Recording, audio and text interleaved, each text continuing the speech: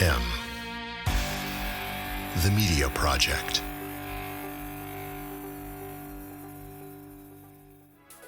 With fast-moving and sweeping changes to our economy in the works, we all need to reconsider how our investments are best placed. At Partners in Housing, we believe your money is best placed locally. Utilized to increase value and provide stable and desirable housing to your neighbors. Contact Partners in Housing to find out how you can participate in local housing opportunities by joining the Partners in Housing Fund. Look us up at partnersinhousingvt.com or email us at partnersinhousingvt@gmail.com.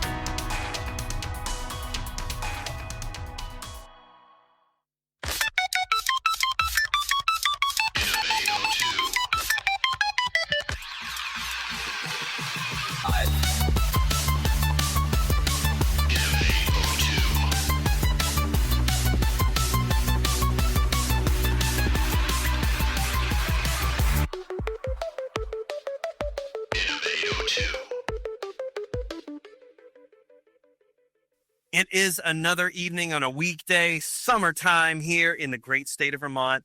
And you, my fearless listener, are about to embark on another exciting episode of the Innovato 2 podcast. With me in the virtual studio on the east side of the mountains is my good buddy, Ryan Munn. Ryan, how you doing, man? Doing well. Good evening, listeners, if you're listening at the same time we're recording. That's right. Well, yeah, that's true, right? But, context means something for people, right? And while we don't like to put a date on it, because these are, of course, timeless episodes with critical information contained therein, it's good to have some context, right? It's a summer evening in Vermont. That just evokes something, doesn't it? Yeah, it absolutely. Like moonlight. That's right. Just like moonlight in Vermont. Tonight, folks, we have the recent winners of the latest cohort of Launch VT, the tech accelerator program out of Burlington, Vermont. They've also recently attended the actuator program with our good friends in Springfield, Vermont. We are, of course, talking about the Black River Innovation Campus. We are talking about founders Amr and Amhed Ali from VSHIP. Gentlemen, it's great to have you on the Innovato 2 podcast. Yeah, thank you for hosting us, Scott. So I want you guys to begin maybe first with, because usually we start with origin stories, but let's start with some of your recent good news, right? That I'm talking about, of course, is Launch VT, and also the fact that you went through our, Black River Innovation Campus actuator with this this business. What would you say is the secret of your success in capturing the attention of people in both programs? Yeah, I think that's a really good question. I think secret sauce, the recipe, is my older brother here. I think what is really cool about what we're doing is this dynamic Amr and I have, and it is evident how strong of a chemistry we have working together. Like, to me, I think Amr is like the most genius person I know. And so when I work with him, I think a lot of people get to see, these two formidable siblings kind of trying to attack something, going at it, with like utmost force or as much as they can, while keeping it very fun and light. Because at the end of the day, our partnership extends way past startups. I think the first project we worked on together was Super Mario when we were 3 years old. And so, it's just like a very long and durable, resilient partnership. And I think people see that. And I think that captures a lot of people's attentions. So are you saying, I don't want to put words in your mouth, but I want to dig into that. You're saying that part of it is the story of the good chemistry between the two of you, and then people find that compelling, and that leads to an interest in the business, or that it's a singular sort of element that is in fact why the business is successful? I think it's both. I think a big part of it is like quite a lot. Like every room you walk into, people have like tried to ship their vehicles like most of the times, and or even the people who didn't, but at least like tried to look into it, found it very unnecessarily complicated. And so, like a lot of times, like what happens is like people ask us what we're doing, and we start like talking about it and how we're trying to revolutionize uh, this industry. And then, the story of like how we're doing it and like, oh, you're like two brothers and you're working on it. It quickly very like, gets people interested because we're, like Ahmed was saying, like I have really good chemistry and like we're very techy, but we're also kind of like working in a very niche or very like, not like, not like a really cool industry that people pick up in this. I think like, yeah, not very, Well, and that's also interesting too, because this is applying technology, digital technology, to a rather non-digital space, right? But we shouldn't go too much further for our listeners until we do two things. One, please, for our listeners, define what it is the company does, and then also tell us a little bit about the hole that it's really trying to fill and how you found that problem to solve. Right. So VSHIP is like more generally we're trying to be the tech stack for auto transport.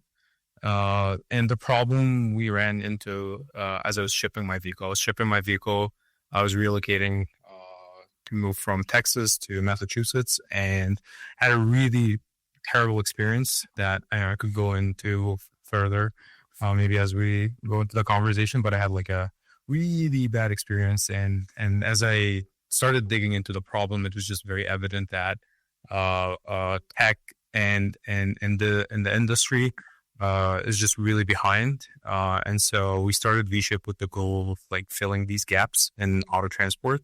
And as it has evolved, it became evident that like we're really trying to be the tech stack for auto transport. Yeah, we're in a way like the technologists of that industry, the way Uber became the technologist for ride sharing, or you have or DoorDash became the technologist for like food delivery. We're the technologists of car shipping.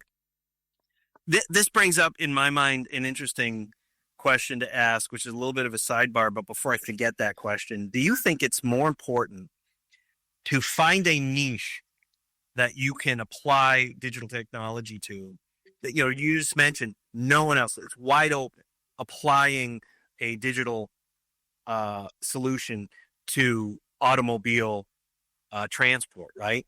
Is it more important to find a niche where essentially you have no one else trying to solve that problem, or is it more important to find the problem and that you think you have a solution to, regardless of there being competitors in the field? Maybe it's a totally saturated field, but you feel like your solution is so much better than everybody else's. What's the better?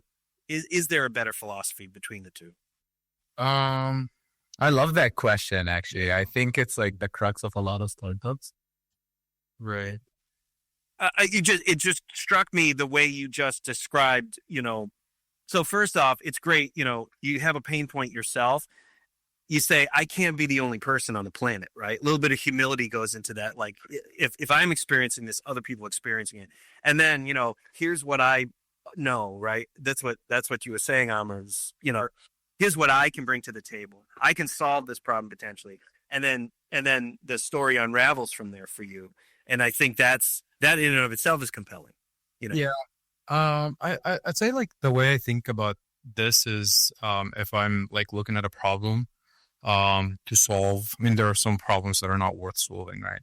But if I'm looking at a problem, is it? It's more like is there a value that I can provide there? Like, is something that I can switch from painful or bad experience to be better? And is this value, like, is the problem size big enough? Or there are a lot of people who would care enough that they will like pay money for this, and maybe like recommend it to other people.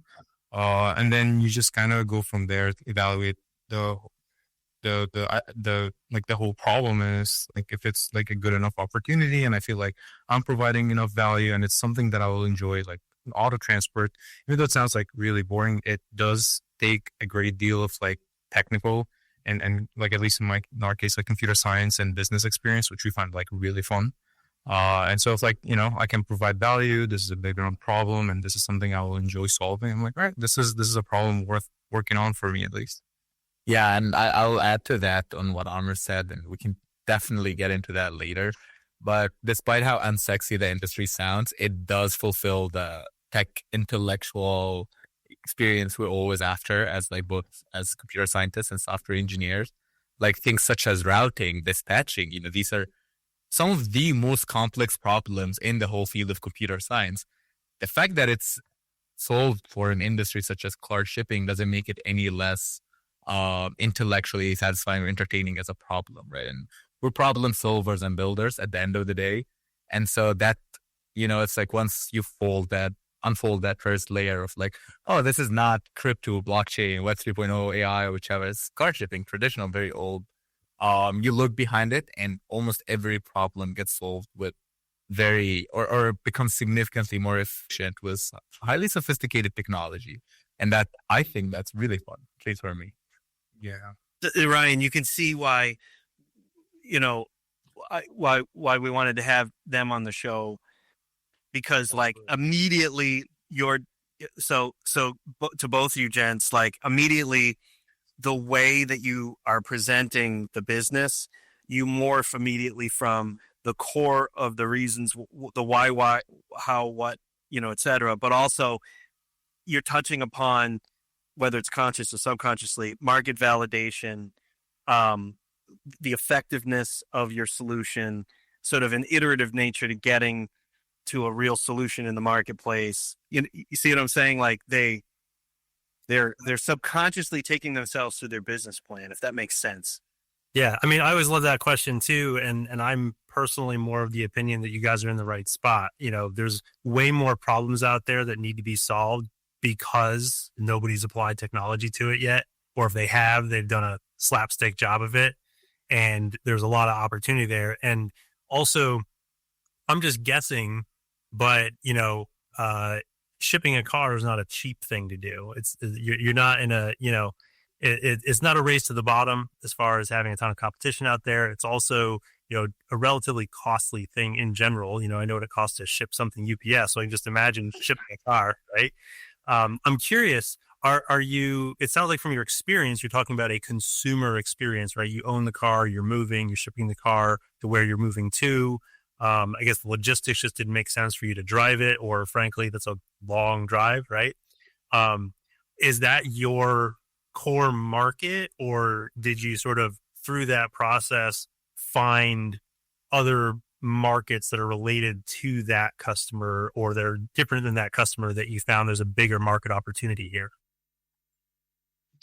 That's a pretty good question. So the answer to that is both. Like, we do service consumers. It's kind of like our first entry to the market, because it's just so much easier to get to ship a vehicle to a retail customer than to get into like an enterprise or a business like a dealership or something like that. But a big part of what we do is not just a consumer. We work on both ends, right? So work with truckers. Big part of solving the problems of like the lack of tech and auto transport is on the service provider side, and that's where a lot of like the stuff that we're building, especially like with working on recent with like routing and some of the automation there, is so that truckers themselves who work with retail customers and enterprise customers are able to provide like their services more efficiently.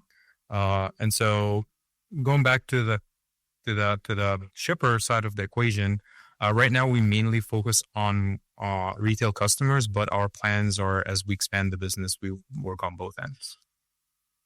How much of this either created, the opportunity for your business, or how much of it is an existential challenge to your business?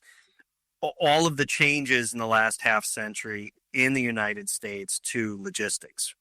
So, we can think about things like we stopped using rail as ubiquitously as we did, right? So even though we still, the majority of rail today is not passenger, right? It's freight. A lot of stuff still goes by freight. But there's a lot less lines, right? Another thing I can think of is the fact that there's parts of the country like the Northeast where we live, where we used to buy rail or truck or both. There used to be a lot more manufacturing of goods here, right? And so that stuff would be shipped out.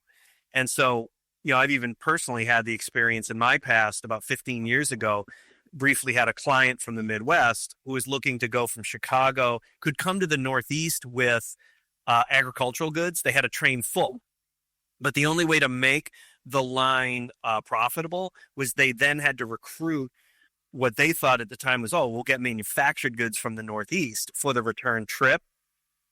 And they spent years well beyond, me participating as a consultant. Like they spent years trying to fill the train to go the return trip. They couldn't, because we simply don't make enough stuff in bulk in the, here that requires being put on a train, right? In mass numbers and sent on the return trip.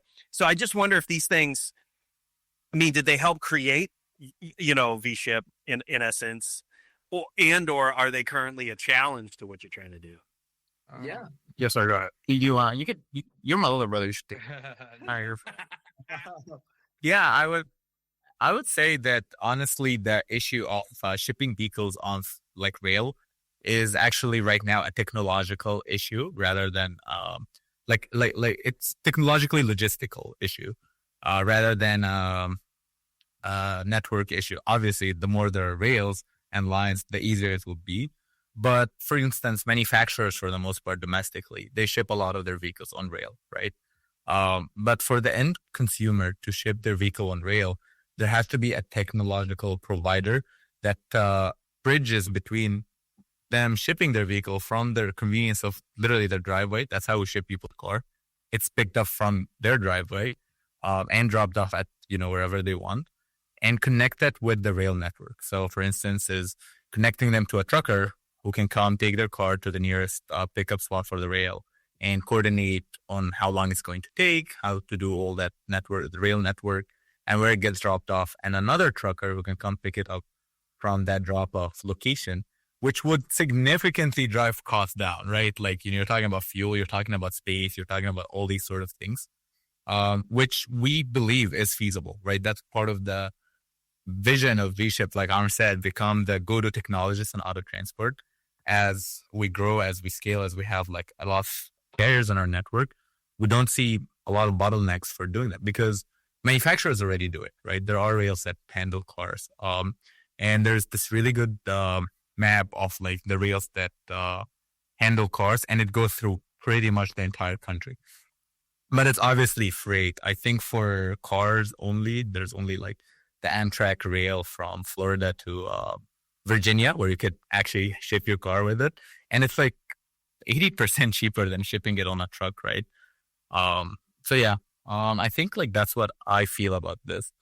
What do I Right. Like I would say like the problem of like, like people shipping is largely, I would attribute it more to the fact that there are not a lot of other modes of transportation and who just own a lot of cars.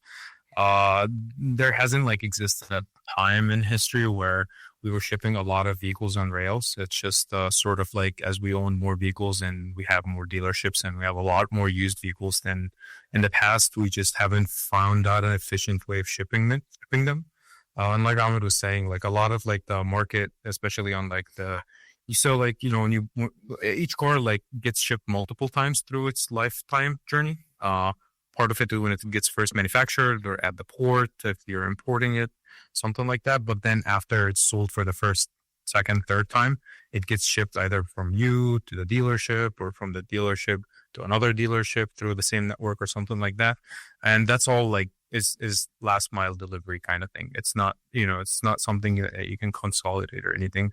And so like long term, what we are looking for is before you can even like do any optimizations like in this avenue, like right now, every time you're shipping a vehicle, it's like a bunch of phone calls. People are kind of trying to figure out what's the best way to get there.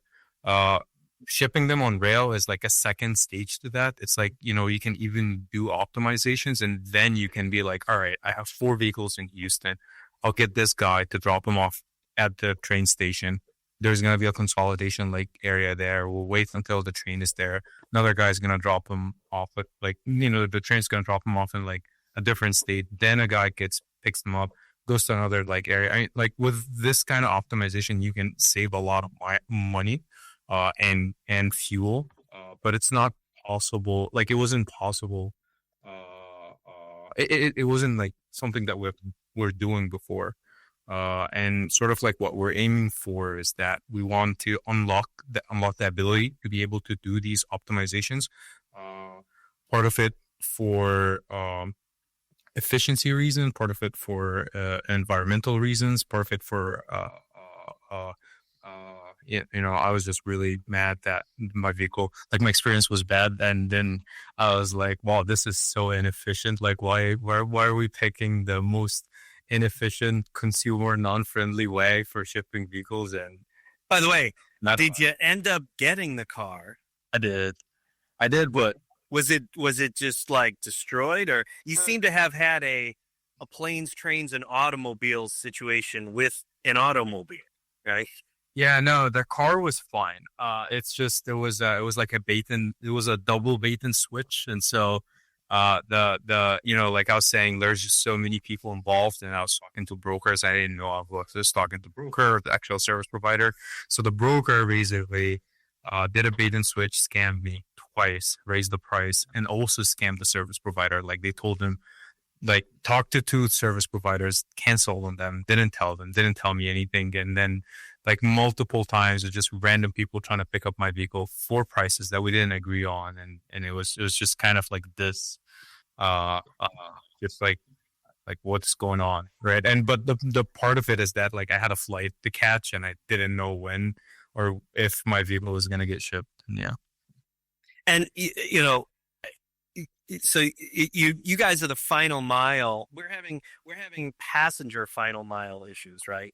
Right. In relation to rail and multimodal transportation in the country, right? Like this is like the final mile solution. It's efficient, it's honest, and can get the truckers organized, right? So that they can maximize, basically make it economically efficient to get the cars to the rail line where they'll, where they'll end up going and getting picked up by a truck again to bring it to you, right? Yeah. Well, right now there's no rail line. Right. Yeah. So for even to be a rail line, you need you need like organization first. And right now it's just kind of all done with the phone calls. So yeah, you have like trucks driving like across the country in every direction, right? Like from every corridor, like Midwest to South or East, Northeast to the West Coast or whatever. Like there's no rail involved. Yeah, it's really the wild, wild west in that industry. And I think like what we're touching on is like we have to start to do this until we get to our optimizations. Gotta crawl, then walk, then run, and that's right. And so right now, like there's just like trucks going inefficiently all the way. The whole market is not organized, and so that just leads to so many inefficiencies, which puts pressure on the consumer, puts a lot of pressure on the environment, right? Because for these trucks, if you can do it on a mass scale, if you can give each truck one more car slot, right? That means for every 9 cars, there's one truck that's not gonna have to drive, which is a lot of carbon dioxide, right? A lot of CO2. And so have all these spaces, all these, optimization that can be done in industry that's virtually technologically untouched, right? And so it's still run on that giant game of telephone we talked about in Launch VT. So you mentioned that that manufacturers are using rail, right? Because I'm assuming because one, they have the volume, so they have the ability to negotiate. They have the logistical knowledge, right? They have a lot more information about their supply chain, so they can set up expectations over a longer period of time. So talk a little about that picture and sort of, how it exists in the players that do use rail today, and how that evolution, that walk, step, run that VSHIP can take to sort of reach that reach that scale or that ability to negotiate and collaborate across these logistical resources? Yeah. Yeah, no, it's a quite simple thing, right? So for like rail, essentially you need like volume, but also um you need specialized like cars, right? That you put the stuff on. So it's not like any kind of trailer. You can put it on the rail and ship the vehicle. And so no one will really like organize that. If it doesn't like logistically, it just doesn't make sense or inconsistent. Like if you operate a company and you're gonna rent space on a certain train to ship stuff, right? You want to make sure that you're gonna have the volume. Like I'm gonna have like 8 cars to move every week or every month or whatever. And if the shipping network itself is not organized in a way where you can consistently get these leads, then it just becomes, the business becomes too complicated for you to run in that way. But like compared to like manufacturers, where I used to work at Toyota for a while, and so I was just like watching like the rail line. So I watched this process happen over there. It's like the cars just roll out of the factory, they put them on a truck, and it just drives for like a couple miles to the rail station, and they just start like loading them there. So the process on that end, it's natural, right? It just happens. On the last mile thing, you kind of need that network first to be able to even like reroute vehicles to rail or another mode of transportation that's more economical or more efficient. And that just hasn't been done, right? Like that doesn't exist. Right. So that manufacturers with their volume, they're not really doing that for the last mile to the extent that they really could be. Yeah, so the volume does exist. It's just every time you like, so every time like a vehicle shipped, it's shipped this way. It gets put on a board. This board is like sort of a national board. Think of it as like the Craigslist of vehicle shipping, right? And then a person who owns a shipping company calls that middleman or the broker who got the load, and we're like, all right, I'll take this load and deliver it from this city to that other city. And then they need to do this 9 times to fill a whole vehicle, right? And then they need to do this another 9 times to fill their whole fleet, right? And every single time they do this, they have to do a phone call. They have to negotiate price. They have to get the exact address and all that stuff. And they have to get to the other guy to talk to their boss to confirm so that they do it. If you're shipping with trains, that's just not how it works. If you're shipping with train, you need, to be, you can't, like, it's all done digitally, right? It's like the train leaves this time. It needs all loads to be there. And so for you to operate a company that does that, to rent the space, to manufacture like the modified like carrier so that you can move things, so on and so forth, you can be operating at the vehicle level, right? You need to operate at the whole, like full market level, right? Like at a market level. And that's kind of what we're trying to do by trying to cut out all the middlemen so that you can then have like all the vehicles and then figure out what makes sense or how to ship it, right? Because like right now, the market is just completely fragmented, and that's what inhibits this centralization to work, which is, again, like I was saying, is the whole ethos of VSHIP, right? Is to create a platform, have a technology where all car shipments are going through it, right? And so selling also all this technology, all this AI to like truckers, for the routing, for their dispatching. And this way we know where the cars are coming from and going to start doing all these optimizations then. So you guys are in the midst of let's talk everyone's favorite subject, right? Let's talk money for a minute. Switch over to money, right? Are you fundraising? And then, tell us, because this always gets interesting on the show. Are you having fun fundraising? Is it something you look forward to? What's your strategy, if you're willing to share some of that, Absolutely. A little fundraise in chief. Look at that. And you've already let him talk way too much on it. He's going to hit me if I don't let him talk. It's always the older brother dynamic, right?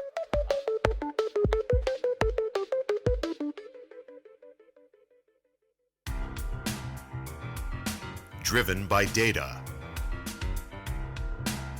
Driven by technology. driven by community development, driven by the need to get results for your project. SM Graves Associates, delivering real estate development to you, including project management and pre-development services with a keen focus on delivering community-oriented projects. We build profitable projects that respond to the needs of your neighborhood. Join the SMG family. Find us at smgravesassociates.com.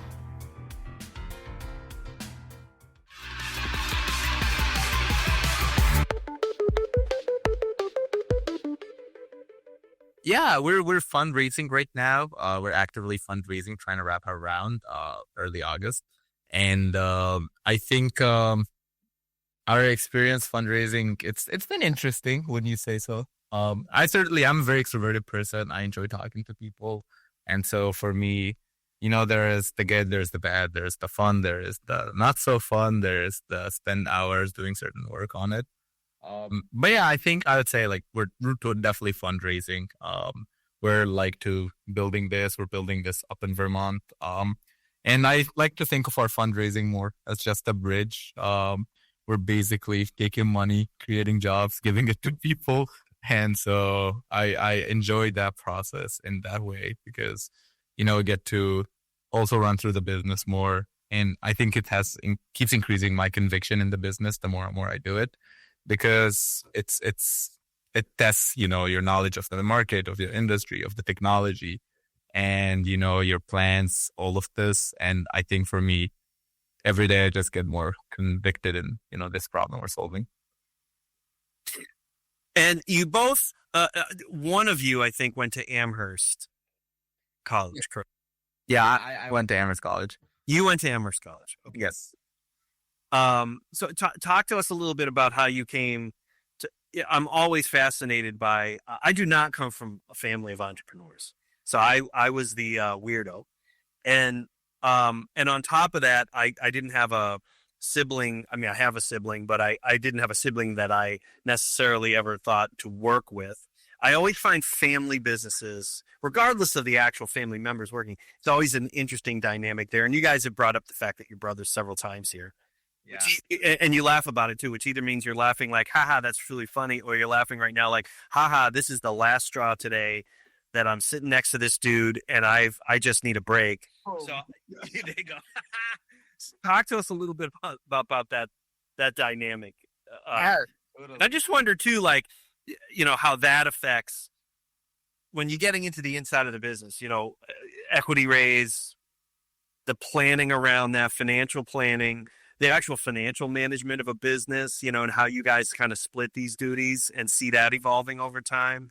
That family dynamic's interesting, isn't it? To work together. Yeah. Under all those circumstances. Well, I love that, right? I'll tell you, Scott, I don't think of Amr and I as two independent entities when it comes to this. To me, we're one part of the same whole. And so when it comes to business, to equity, to planning, I just have complete blind trust in Amr.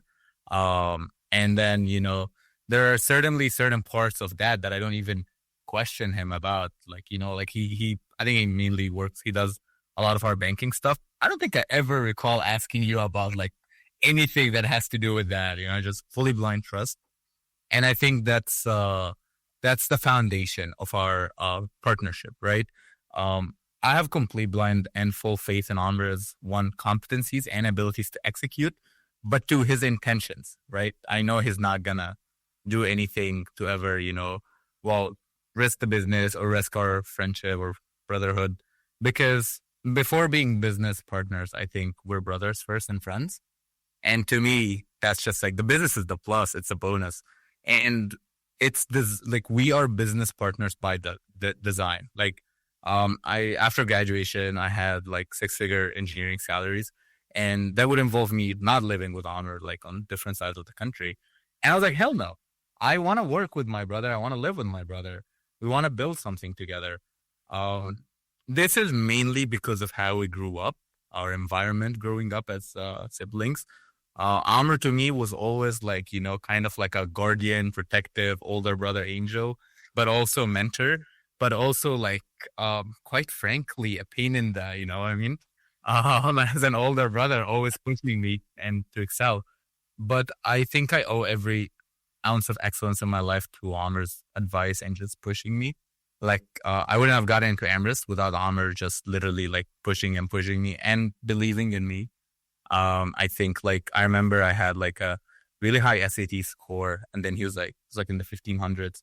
And he was like, no, that's not enough. You need a perfect score. And I was like, who the heck gets a perfect score? And he told my dad to let me retake the test on like a 1570 or something. And I did get like a perfect score after. And I think like college applications, everything, coming year. So I think like I look at Amr as like, like more than just like, brother, partner, or anything to me at this point. I feel like we're just one entity. Now we're also helped by like the fact we really do think similarly. Like we have a very similar mental thinking process, and it doesn't help by the fact we both went to med school. We also both career shifted to tech, and we're working as software engineers. And we have like a very similar kind of mentality. So it's really cool. It's like having double of yourself, except he has more wisdom than I do. Is that true, older brother? No, he's just too nice to me. He knows he's smarter, and he doesn't want to make me feel bad because he's just like he's just a lot smarter than I am. But no, yeah, I don't know what to say. He pretty much took most of the things that I would say, to be honest. But yeah, it's amazing. It's great actually. Like just the going back to the original question, just like something like that I wanted to add. Like solving the problem and the business and all that stuff is cool. Like, but the best thing is to getting to work together like every day on something that matters, and just like having this friendship going on, and like enjoying like the work and the business that we're doing, but also like just talking the relationship with the problem solving and nerding on things is just like amazing. It's fun. He also pays a lot for everything pretty much. So okay, so speaking of like let's go back for a moment to money. So what kind of equity raise are you doing right now? Where are you at with that? If you're willing to share that with us. Yeah, no, we're trenching our round into two parts. We're raising $500,000 right now. And we're like about 60% of that is committed. And that would basically be this round. And then the next round, we're raising another $500,000 in a little over a year, and it will be like on different terms. Nice.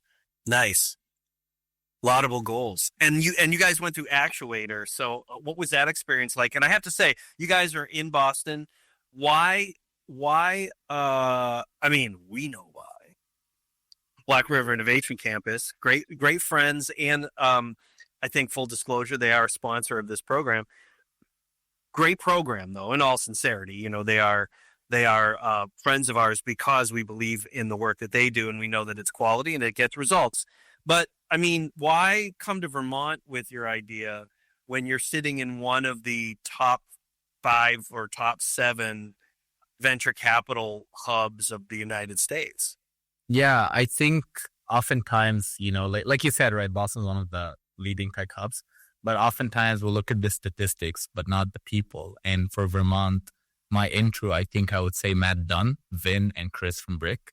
And if you've spoken to any of these 3 people, if you've spoken to Matt, if you've spoken to Vin, you would know why Vermont, right?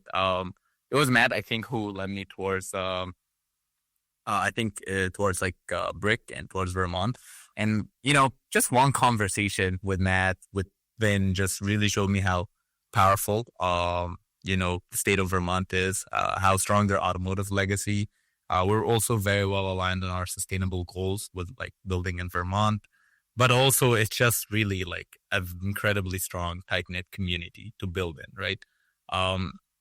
Like a lot of times in like huge metropolitan areas, you become a number.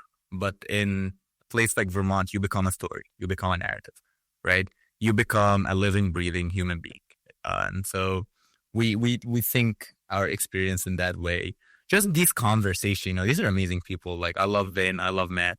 And just I spoke with them, and I was just immediately sold, right?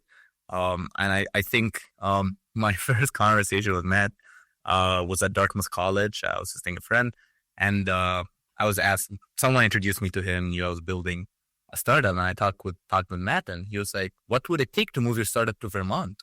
And I just love that question, right? And then we spoke more about it. And so I think it's the people. Like, there are quite a few, quite a lot of formidable people in Vermont, and just speaking with them, kind of can't say no. Yeah, it's something I've found, it's easy to get lost in the noise. Like you mentioned, a lot of startups are looking for the buzzwords, right? Right. And one of the things that I've always found interesting in Vermont is the concept of slow money, right? And this idea that, building right doesn't necessarily mean building excessively fast, right? You still got to sometimes build the plane as you fly it, right? As they like to say, but there's an opportunity to kind of, in between things, take a breath of fresh air and, make sure you're still living life, right? Right. Yeah, exactly. Like, I think that's true. Like you mentioned, like building things the right way. In a lot of hubs, like the noise fills up, and then, you get like, everyone's talking about this new thing or this other thing. And then that might drag it from the actual goals and objectives of the business. And like, it's not like Vermont's also amazing when it comes to automotive, right? DiffDealer.com, Poly, all these companies, right? Like huge IPOs, billions of dollars. And so it's not like it's in the business, not like a great place to have like an automotive company in, right? Or an automotive platform in, with a lot of connections to like, firms, a lot of industry knowledge and domains, but also incredible access to amazing people to work with, right? And kind of having this dynamic of being in like smaller place and just building with everyone there, right? And I think that's what we really like a lot about Vermont. And, I would kind of see this as something that keeps growing and growing there. And that's, I think that's one of my favorite things. Like, everyone is also trying to help all the time, and just very supportive and generous environment. Like, it's like I'm having a fun time. Yeah. So can you paint that picture a little bit more in terms of, the potential of VSHIP and what it means economically? Like, what kind of margins are there in the business you're talking about? What kind of growth potential is there? What's that market look like? And then based on that, right? Like, what does that mean in terms of people that you might be hiring, places, how you might structure that? Are you going to have a big building with a bunch of employees in it, or do you envision kind of a remote first operation in sort of more modern business architecture? Yeah, totally. I think I can tackle part of that, and also Amr could tackle another part because of his huge like tech experience, like way more than me. But I think in terms of the prospect of VSHIP, it's a huge, and it has the potential of becoming a huge entity. I say it's a huge entity because in my head, it's a clear cut, right? I already see it as a huge entity, in the billions of dollars, right? So you have around 6 to 10 million cars that get shipped annually in the US through all these brokers. That's not all the cars getting shipped annually, averaging $1,150, putting that market at around $7 billion. And that's what we're targeting. But also the business can expand into other markets, such as the manufacturer market I was talking about earlier, the rail market we initially talked about as well, creating a total addressable market of $70 billion. And that's not it, right? Like, you could replicate the same business in Europe, right? You could work with rural fleets, right? Or I remember talking with someone and being like, one day it will be, you'll order a used car from Japan and it will arrive at your doorstep. Very simply, right? It's a solution for the automotive industry, but it feels in my gut that this is a platform that could be applied to other product, and it would do the same logistical efficiency. Is that true? And if so, was that sort of in your mind at any point in time as the concept went, from a concept to an actual platform? Yeah, I think there is definitely potential of applying, the similar business model to like adjacent freight industries and, making them more optimized, especially the work we do with truckers and carriers. Auto transport is the wedge, right, in a way, in that market. And, as we are growing it, and like you touched on this initially, with like hiring people and working in Vermont. Definitely see a local approach to hiring as well as hybrid, like certain other parts of the country. But mostly I think Amherst and I are very strong believers of like working alongside the people we're working with. And so obviously, it's a competitive market for talent. And so most engineers would rather work remotely from any part of the US. But I think VSHIP has the potential to create a lot of jobs, a lot of tech jobs. Like every single thing, we're a strong tech company and we like to, build, and we'll constantly be iterating, building, putting products, whether it's in an adjacent market, whether it's in a similar market, whether it's for the truckers, whether it's for the consumer, whether it's for the rail, you'll need a lot of engineers, right, in the future. And so I think in terms of like having a lot of jobs and like strong economic opportunities, I really think VSHIP is like one of those, companies, and I hope like, in a few years, it's like just like this giant entity with like, all these engineers and, building all these cool things, optimizing out of transport, optimizing freight and other parts. Companies like Convoy, right? Flexport started as small logistic company solving very niche problems. Now they each have like thousands of employees, right?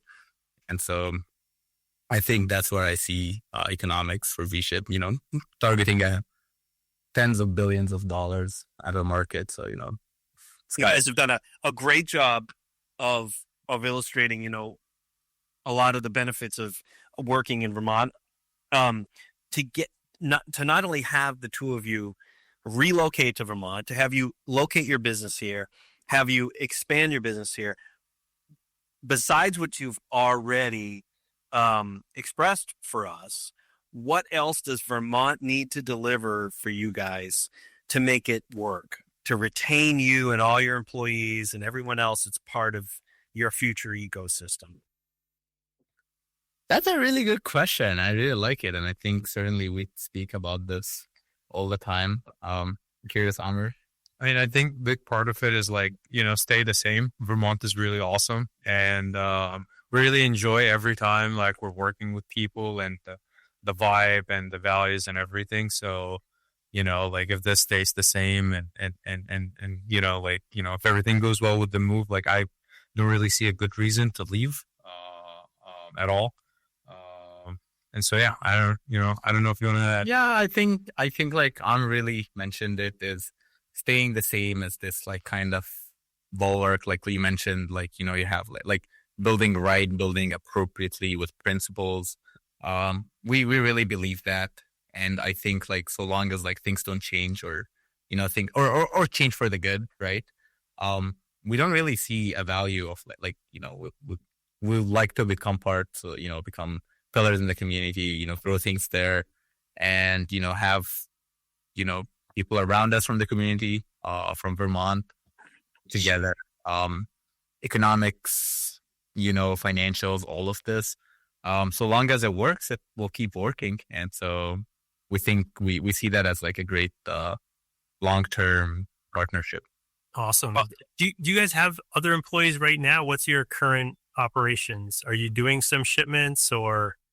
Yeah, so we've been in the market for the last like 5 months, and we're doing like 10K monthly, doubling 30-50% doubling every month. Right now it's mainly the two of us and our advisors who kind of work like almost full time with us, and we have 2 interns. Very cool. Who's advising you? Are they over from Black River? We have Jesse Stein from UVM and Apple and dealer.com and a ton of other companies like IBM. Jesse's very awesome. And, wonderful guy. Yeah, we're working with a marketing advisor, the person who actually does marketing for, I think, working for Amarina Ice Cream and Red Bull founder. He's a friend, so he's advising. And we're working with like a bunch of other people that will got through Launch VT. And they offer their time with us. Again, generous community, very amazing people. And we work with our advisor from LaunchVT, Jeff Strawbridge, who's our mentor, and Kevin as well. And but I think like for actual the advising, it's there's Jesse and the person who does marketing, as well as we have Massey's. He works with us. He used to be a UX product director at EA. I think he works from Austin, remotely. He's doing our UX work. And so it's de facto 5-6 people, but like officially it's like Amr said, the interns and us and, Like the day-to-day stuff. Well, listen, Ryan is going to tell you to relocate to the Upper Valley.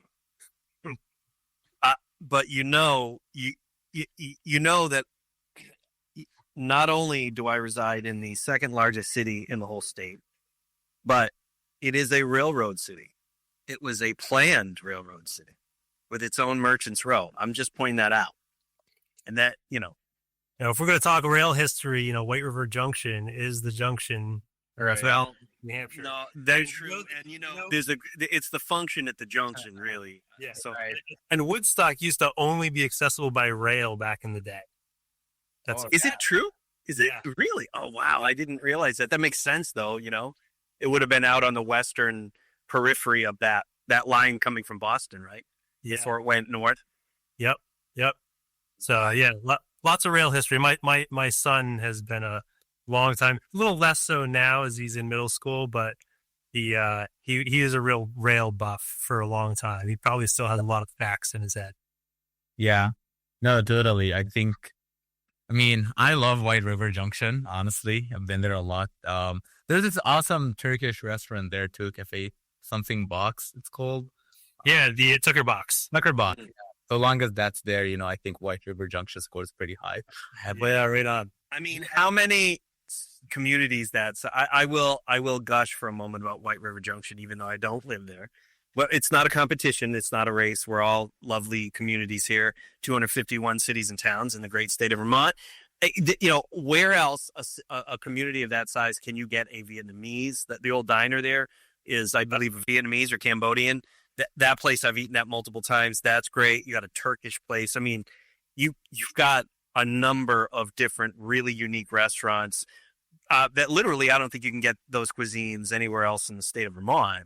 Right. Especially not within an hour's drive of there and stuff. Just really, really cool things going on. And a bunch of great property developments there as of late that are really enhancing that downtown as well. There's a lot of diversity of vernacular there that I think combining old and new builds that are also very interesting. And that's also not something you see in other communities of its size or bigger in Vermont in particular, or maybe northern New England is a better measure. Right. And yeah, I mean, totally. Like every time I go there, I think like I just see a lot of what you just described. And it's really like one of the like cool, really, really cool places I go to. Been there so many times. Like I told you, I went to Amherst. And so I would just take the train from Northampton to White River Junction, literally have food, walk around. I have friends all over the area as well. And just, it's part of Dartmouth and like just people are local and hang out and just how accessible it is, how diverse it is, how good everything is, like the energy, people. I just really enjoy it. The history of it, there's like the old steam locomotive they have in the train station there. It's like every time I go, I just nerd out on it all the time. Yeah. It's awesome stuff. Yeah. I think it's awesome. I think it's pretty cool. Well, you're helping all of us that are working on various projects that are really alighting an innovation corridor between at least Dartmouth south to the Long Island Sound, between Vermont, New Hampshire, Massachusetts, and Connecticut. But you might even extend that up to St. Johnsbury, right? And just that whole 91 corridor and rail corridor that goes through it is just so much potential, and there's so many good things happening there right now. We love that you love us, and we love you right back, by the way. Thank you. And so to conclude, can you give the listeners an idea how to get in touch with you? Because we want everybody getting in touch with you. We of course want people to ask about the equity raise and to help you the finish line. But regardless of the reason, how can people get in touch with you? That sounds like a part of your job description. Yeah, I mean, get in touch with. A rift. Yeah. A little verbal brotherly jab. Funnily enough, so the way Amr and I resolve conflict a lot of time is we spar, we both box, and so whenever there's any executive conflict or, I wouldn't even say conflict, any executive discussion, we put 2 gloves and we go, spar at the gym. Yeah, okay, I'll add something to that. He has been boxing since he was like 11 or 12, and he made me learn boxing very recently just so that he can beat me up. All right. Chief, I'll do box. On the topic of jabs. But yeah. Yeah, so let us know. How can they find you, or do they just have to track you down at the gym and bring gloves? That's definitely something. I think LinkedIn is so easy. I think you just type Ahmed Ali VSHIP. I'll show up. AHMED, last name ALY. I think my email is also the easiest. It's ahmed@vship.app. So just my first name at vship.app, not .com. Or come to our website, vship.app. You'll find our company email, company phone number, which you can call or text. We'll can find a lot of other details also how to reach us there. So yeah, I think like these are probably some of these. You could ask Lauren from Launch VT. You could ask Vin from Brick. You could ask Scott. So I think there's just I'll be there. The interconnectivity, it's like a web. Yeah. And I presume if someone wants to ship a car, they can go to vship.app. Yep. Is that all 50 states, or what's the do you have any regional limitations right now? Just mainland. So all pretty contiguous state. Yeah. No, So Mexico, Canada? no Mexico. In the future. Soon you go. Yeah. In the future. But yeah, for now it's mainland. Awesome. Well, thank you guys so much for sharing your story, for being here in Vermont, for building with us here. Super excited to hear how you do in this first round. I'm very confident you're going to do well, and look forward to watching the future with you guys. Thank you so much, Ryan and Scott, for hosting us. Certainly really enjoyed this conversation. Yeah. Awesome. Yeah. Thank you. Find Innovato 2 on Apple Podcasts and Spotify, and subscribe to Interchain Live on YouTube for video podcasts. Innovato 2 is a collaboration of Interchain Live and M the Media Project.